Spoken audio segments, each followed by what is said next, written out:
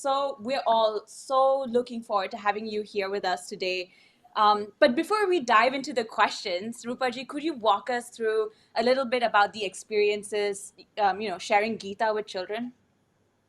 Yes, sure. So, yeah, so these are my two books on Indian philosophy. I'm an Indian children's writer. I have written about 30 books maybe for children and on a wide variety of topics, including economics and a history of medicine, life skills, fantasy fiction, sci-fi, all kinds.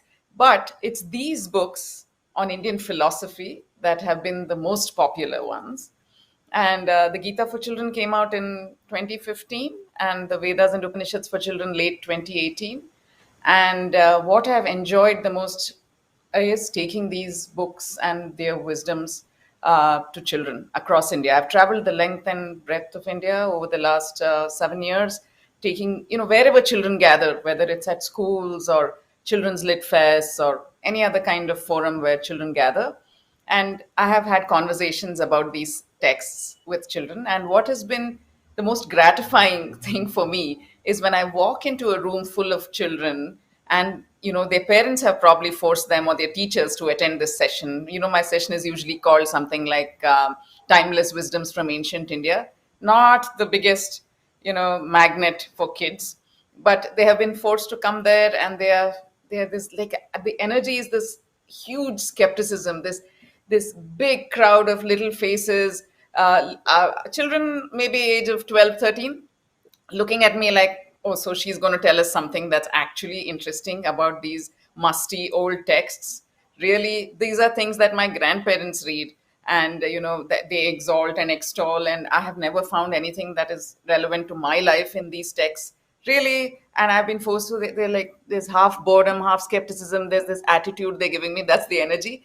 But what I love, what's the most gratifying, as I said, is by the time I finish my 1 hour session or 2 hour sessions, maybe it's a 5 hour program spread over 5 days, what I see in their faces is some transformation. It is true, it is real. Okay, anybody who has been listening a little more, like anybody who's been listening, there's some bit of a transformation. And it's not like they will remember everything I say. It's not like if you ask them, if quiz them a week later, what do you remember? How closely did you listen? How much attention were you paying? They may not be able to answer. But there is a seed of doubt that has been planted in their heads. And they're like, maybe these old texts do have something relevant to my life as a cool teen in the 21st century. Maybe they do have something for me. Maybe I dismissed them too casually before. Maybe so.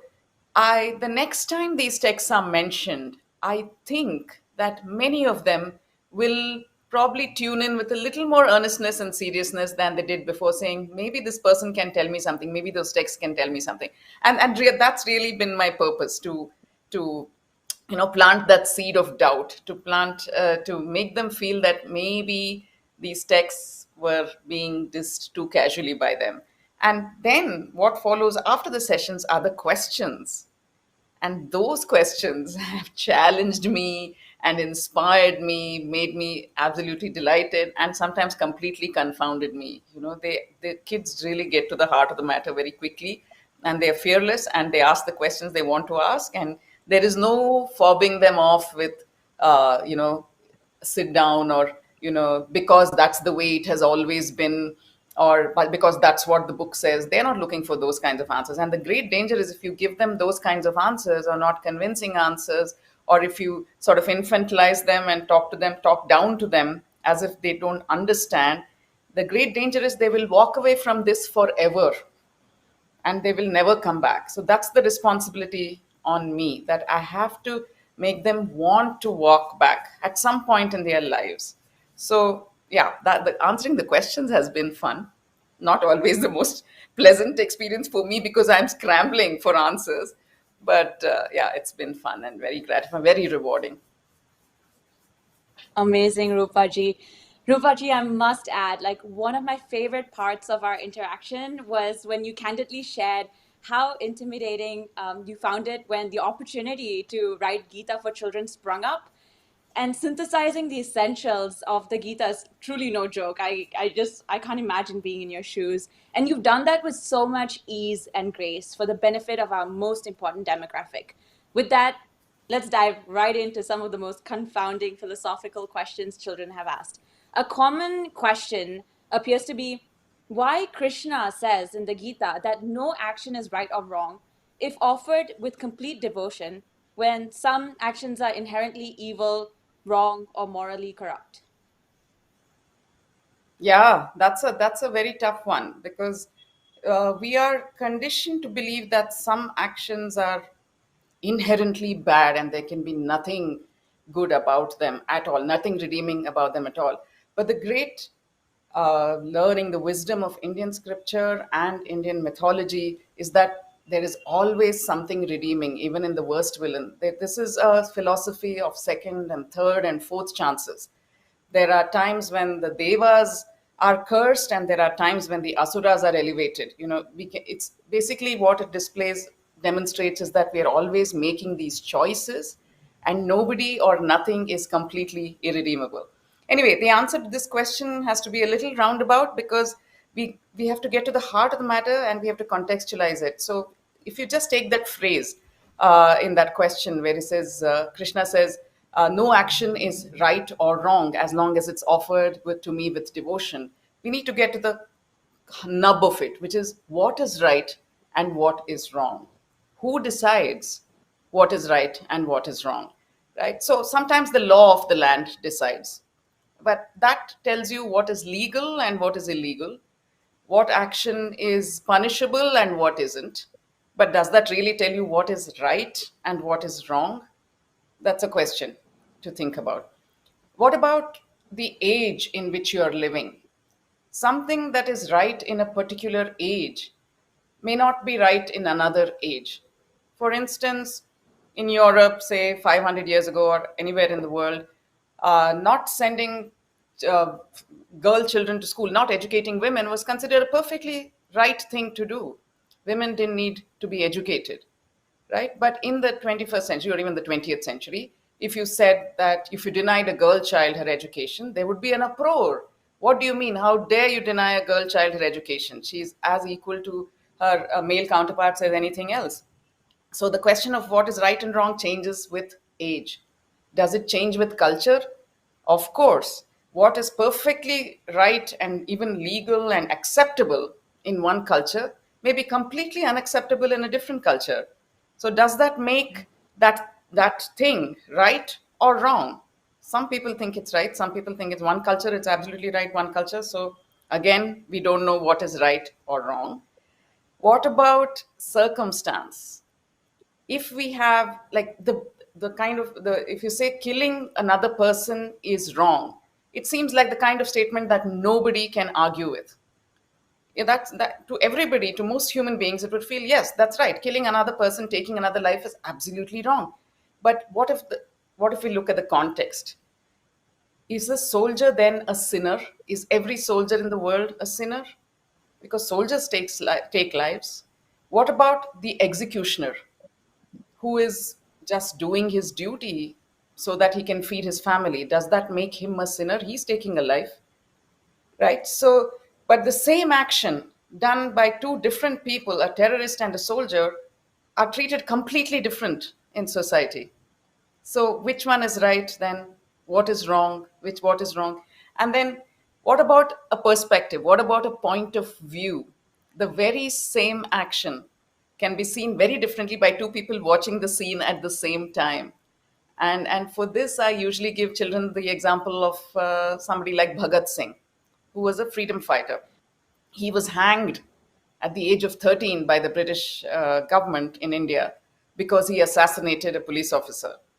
Okay, so this is for us. Bhagat Singh is Shahid Bhagat Singh, a martyr, a great hero. Especially in the Punjab, he's a great folk hero. Uh, to the British at that time, would they see him as a hero? Of course not.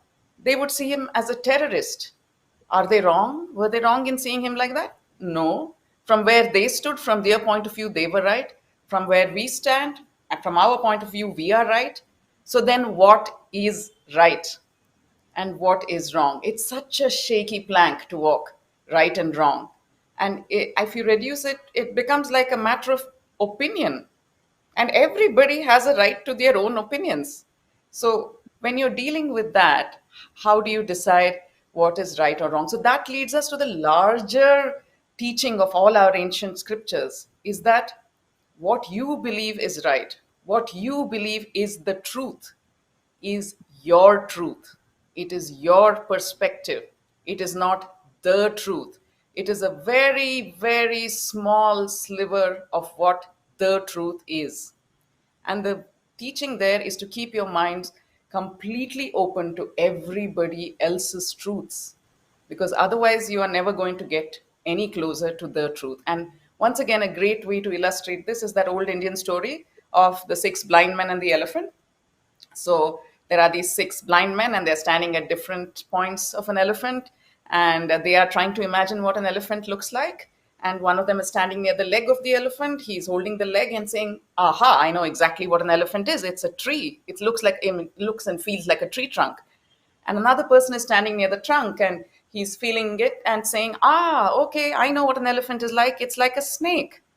And somebody else is holding onto the ear of the elephant and saying, "Aha, so it's like a fan, a lovely wavy fan." And somebody else is standing at the tail and feeling the tail and the little uh, hair at the end of it, the little tuft of hair, and saying, "Aha, so an elephant is like a fly whisk."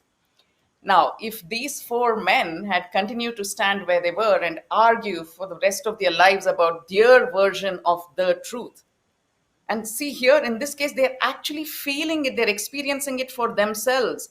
So when we are in that position, we cannot believe that anybody else is right, because I'm seeing this with my own eyes. I heard it with my own ears. How can I be wrong? This is the truth. And if they had got stuck in those positions, they would have never been any the wiser. But if they had said to the others, really, is that what an elephant feels like to you? Let me come over to where you're standing, and you can show me your elephant, and then you can come over and I can show you your mine. And if they had walked around, all six of them, and felt and understood everybody else's elephant, they would have not got the whole truth of the elephant, but they would have got much closer to what an elephant is than if they had stood at their elephant, right? So that is the main thing, to keep your minds completely open to other people's perspectives. But this is an effort of a lifetime, to always take in other people's perspectives. What about now? You're in the moment, you have to decide what is the right action for you to do, and you don't even know what is right, what the meaning of right is, and what the meaning of wrong is when it comes to an action. What do you do? That's what really the kids are asking me. What do I do? How can Krishna say that, whatever, if you offer it to me with devotion, it will be right, whatever you do? But Krishna qualifies that. He says you can't just do whatever you like. So here are three sort of litmus tests that you might apply to your actions before you actually do them, to see if they are right or wrong, righter or wronger. So he says one of them is to, and when I say action, of course, I mean not just something you do, a deed that you do, but every thought that you think, every word that you speak, every deed that you do, they're all actions. So one thing is to pause before you act, to think about your action. This most of us do not do. We are very rarely acting. We are mostly reacting. Something happens and we react without thinking, based on some impulse, instinct, past experience, emotion, upsurge of emotion. So we do a particular action. But if we waited and paused and did what is called mindful action, ask ourselves for a moment, is this the best thought I can think in this circumstance? Is this the best word that I can say? Is this the rightest action I can do, or is there a better way? That already puts the brakes and makes your action righter. A second thing to do, then, Krishna says, is examine what is motivating that action. Why am I doing this action? And then you ask yourself, is it because of some emotion that is prompting me to do this action? Am I doing this action because I love that person so much that even though I feel what that person is doing is not exactly the right thing, I want to protect her so much, or I want her to love me back so much that I will do it? Okay, or is it some fear that is driving my action? Am I fearful that if I don't do this, I will be rejected by this friend? Or is it something else? Then the desire to be popular, is that what is motivating my actions? If the answer to any of these is yes, this is why you are doing this action, then stop, pause, because it's better not to have an emotion guide your action. So it's better to do it unemotionally. Then ask yourself the third question before you do this action: am I prepared to embrace the consequences of my action? And remember, every action will have a consequence. That is one thing Krishna assures us of in the Gita. Don't you fool yourself that you can get away without a consequence. There will be consequences. So think about, am I prepared to embrace the consequences of my action? And we are fragile human beings. We have no idea, what the consequences of our action may be. We are very limited. We can't have this 360-degree view of what may happen. But we have to offer it to Krishna with devotion. If we can say to Krishna that, I don't know what the consequences of my action will be, but whatever you send to me, Krishna, I will be okay with it. If we can say that, that is how you offer your action with devotion. To whatever the consequences, I'm prepared to embrace them, because in this moment I think this is the best action I can do. And if you do it that way, Krishna says it will be right action. Rupaji, that open-mindedness you had mentioned to help us realize our truth and learn others is a profound concept. And you had started mentioning the fact that people don't have control over the consequences of their actions. And this is another question asked by kids in that concept. If we have no control over the consequences of our actions and what occurs in the future, why do we have to do the right action, practice self-discipline, or try to reach that sattvic state? Yeah, so this is a good question, and this is a question I often get from kids. First of all, ma'am, you're telling us that we have no control over the consequences of our action. Then why should we be good? If we can't if there is a certain, if we know that if we do this, something good will come out of it, then it makes sense to do it. But if we have no control, we could do something that we think is perfectly right and some terrible consequences are the result, then why should we even try to be good, or try to be right, or do these three tests before we act? And I always say, because you have to live with it. If you do an action unmindfully, without thinking, letting emotions rule you, um, and the consequences of the action turn out to be unfavorable, not only for you but for others around you, won't you feel guilt, regret, remorse? Won't you feel like beating yourself up a little bit? Man, if I had just thought about it a little and tried to do the right thing, then even if things went out of whack as far as the consequences were concerned, I could have at least told myself, well, I tried.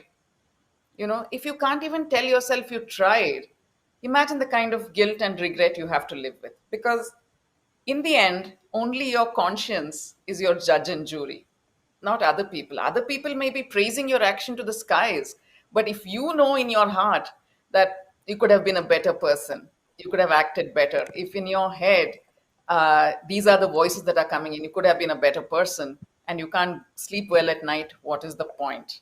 Right? So that is one reason why you should try to do the right action. The other reason, the other sword that Krishna dangles over our heads, is that you are the only bearer of the consequences of your action. Nobody else can bear those consequences for you. You may have the most loving family in the world, you may have the most loving set of friends, but they can't bear the consequences of your actions. So imagine there was a scene in the playground where somebody, an older student, is bullying a younger student, and you are standing there watching, and you have a choice. You can either intervene and do something, or you can walk away, or you can just continue to stand there. So which choice do you make? Suppose you make the choice of, I want to shove the bully aside, so to make this stop. Right? Of course, you have to ask yourself the questions before, all the three litmus tests. You would ask yourself, is this the best action I can do at this point, shoving this person? You can ask yourself, is there a better way? Can I bring an adult in to moderate, to arbitrate? Can I maybe de-escalate the conflict in some way? Can I take the younger child, the bullied child, away from the scene? Can I reason with this bully? So if all of those things don't work, there is no adult in sight, you ask yourself a second question. Why am I wanting to shove this bully? Is it because I hate him? Because I'm angry at him? Emotion. Wait for that emotion to calm down.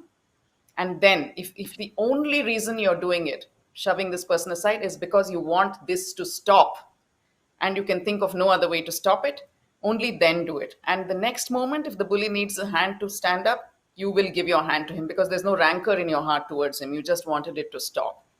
And the third question is, will I be able to? The third most important question, am I willing to embrace the consequences? Because only I will have to bear the consequences. Not the friends who are inciting me, go do something. No, stop it, try and do something. If I listen to them and do it, and then get pulled up by the principal, and my parents get a note, and they lock me up in a room and lecture me for 3 days, my friends are not going to bear the consequences of that. They may be the inciters, but I have to bear the consequence. And what if my friends tell me, listen, this is not our problem, let's just walk away. This child is not from our gang. This bully has dangerous connections. We need to walk away.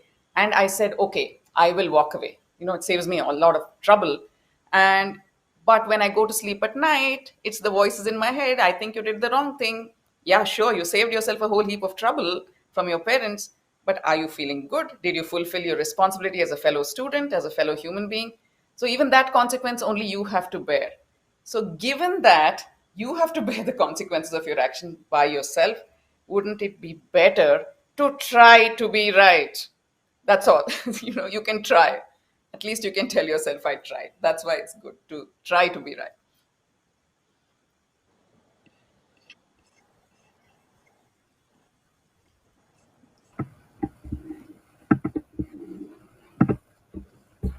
Thank you, Rupaji.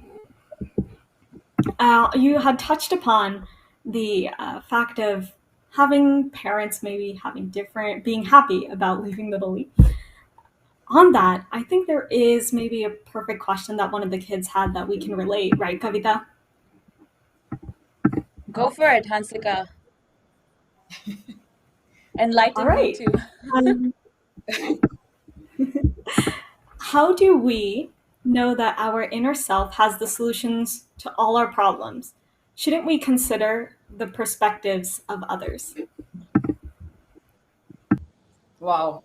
So this is a tough question. It's not only children who ask these questions. I mean, I ask this question to myself many times when I'm trying to figure out what the right thing is to do. How do I, sure, we have to listen to the perspectives of people with more experience, like our parents and our teachers. Of course, we take their guidance and we listen to them.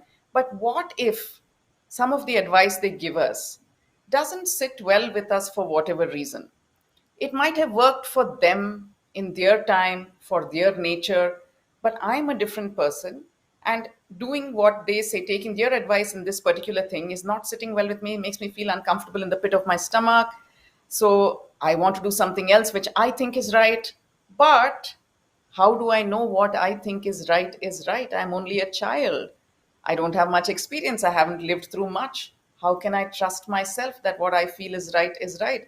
And I feel very sad when I hear this question, because I know that it's a terribly lonely place. It's a scary place to be, that you are not even sure uh, what to do and whether what you feel is right is right. How do you trust yourself?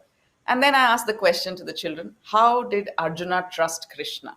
How did he know to trust him so much that when it came to the biggest dilemma of his life, on a battlefield with millions of people watching on both sides, he was able to cut them all out and place his dilemma at the feet of his best friend and say, boss, you tell me what to do and I will do what you say. How did that trust happen? How did he have so much trust in his friend?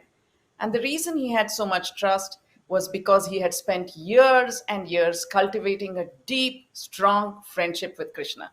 So many times he had walked with him, talked to him, shared his problems, taken Krishna's advice. And whenever he took Krishna's advice, he had found that things usually worked out in the sense that he felt peaceful at the end of it as if he had done the right thing. So when this happened over and over, the trust became deeper and stronger that maybe, Krishna knows me better than I know myself. He always, not only does he always have my back, not only does he have no agenda for himself, he's not asking me to do things because he benefits from it, but he also seems to know what suits my nature best and what I should do. And therefore, when that biggest dilemma came, he was able to just place it at Krishna's feet and say, you tell me what to do. Wouldn't we all wish that we had a best friend like that we could trust so completely, who gave us advice that was right for us, not that had been right for him 15 years ago? Right? So we all want that kind of friend. And I tell children, guess what? You have him. He's always with you. He's inside you. He's just waiting for you to become his friend. And how do you then become the close friends with your Krishna? You have to invest a lot of time and effort in it. Friendships, like any relationship, this friendship also requires a great deal of investment of yourself, of your love, of your effort, of your discipline. So talk to your Krishna, become friends with him, because suddenly when a dilemma comes, if you say, Krishna, now come on, speak up, chop chop, I want to hear you, what am I supposed to do? Krishna is not suddenly going to come up and start speaking. And even if he did, because he's sweet like that, he might just actually start speaking to you. You won't trust him because you haven't in the past taken his advice and known that he was right for you, that his advice was good. So the only way to do that is to become his friend. And how do you become his friend? Speak to him, because as important as it is to think about your action before you do it, it's also equally important to reflect on your action after you've done it. And the way to do that is talk to your inner Krishna every night, maybe 10 minutes before you go to sleep. Have a conversation with him. Krishna, this happened. I wasn't happy with the choice I made. It seemed right at the time. Now it's not sitting so well. And listen to Krishna give you his advice. Take his advice. Do that the next day. If he says, well, you weren't nice to your friend today, I think you should apologize. Go and do it. It's difficult. It may not be what you would like to do, but do it. And then when you come back and say, that worked, Krishna, man, you really got me. You know what you know about me. So let's keep this going. I'll keep coming back to you. And that's how this great friendship develops. And also keep in mind that when Krishna says something, he takes the perspectives of your parents, teachers, everybody into account. So what he says is good advice. And that's the manner of how you get to know yourself. Knowing Krishna means knowing yourself better and better until you can trust your own gut completely. Rupaji, I feel so connected to your answers. Kavita, can you believe these questions are posed by kids? I can't. I'm so warmed by how you combine such important topics with such a playful tone. And, I'm going to definitely talk to my Krishna tonight. I'll try and do that every day.